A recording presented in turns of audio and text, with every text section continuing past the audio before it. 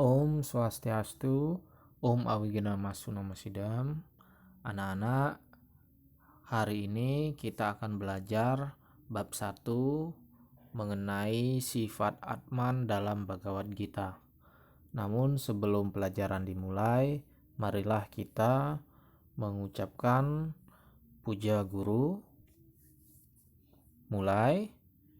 Om Gurur Brahma Gurur Wisnu Gurur Dewa Maheswara Gurur Saksat Param Brahma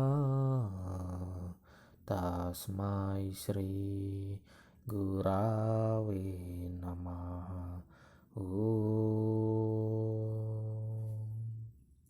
Ya, selesai.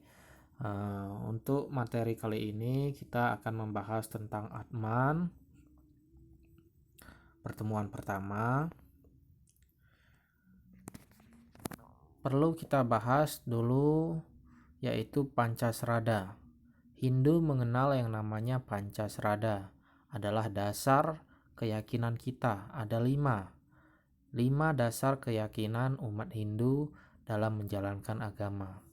Yang pertama adalah Srada Brahman, yaitu yakin dan percaya akan adanya Sang Hyang Widi dengan segala kemahakuasaannya. Srada yang kedua, Atman, yaitu keyakinan terhadap adanya energi terkecil dari Brahman yang ada di dalam setiap makhluk hidup. Srada yang ketiga adalah Karma Pala, yaitu keyakinan terhadap adanya hukum karma. Yang keempat adalah Punarbawa, yaitu keyakinan akan adanya kelahiran yang berulang-ulang sesuai dengan karma wasananya.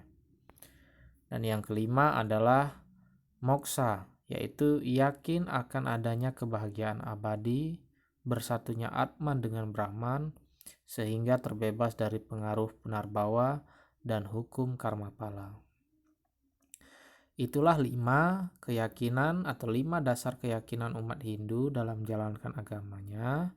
Namun pada kesempatan ini yang akan lebih kita bahas yaitu bagian Srada yang kedua, yaitu Srada Atman, keyakinan terhadap adanya energi terkecil dari Brahman yang ada di dalam setiap makhluk hidup.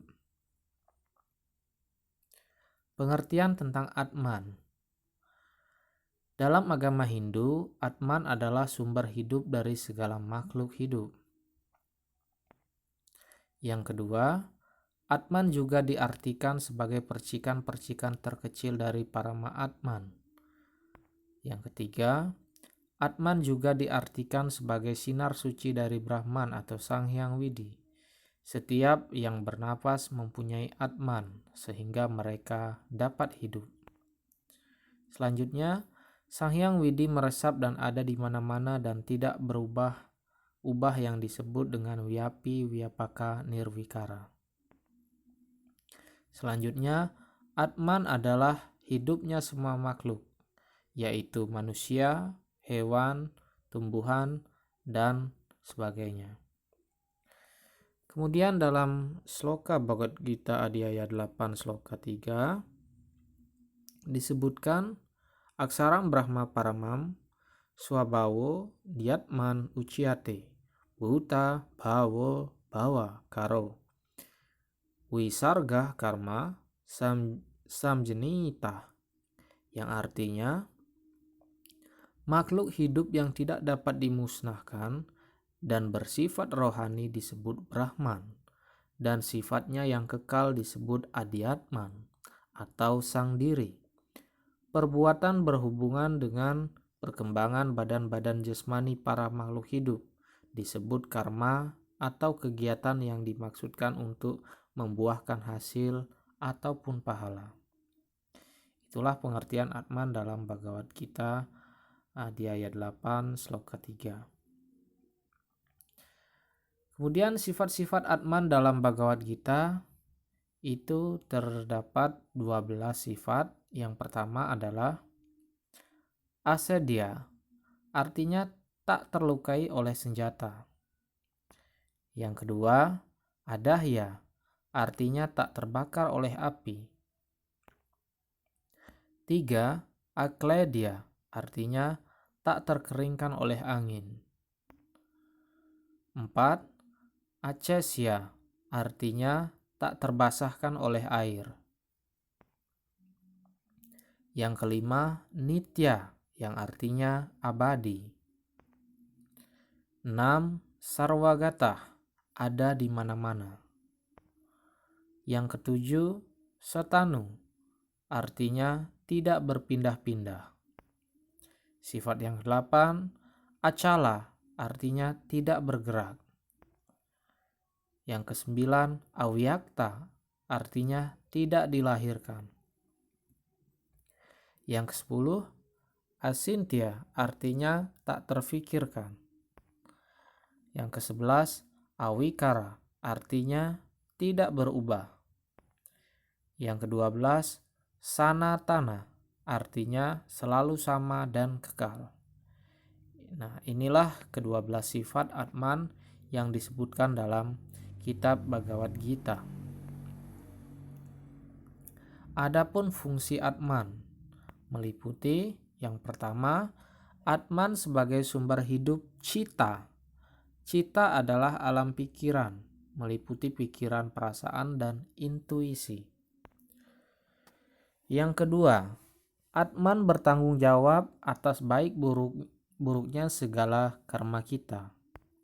Yang ketiga, Atman sebagai sumber hidup stula sarira, meliputi darah, daging, tulang, lendir, otot, sumsum, otak, dan sebagainya.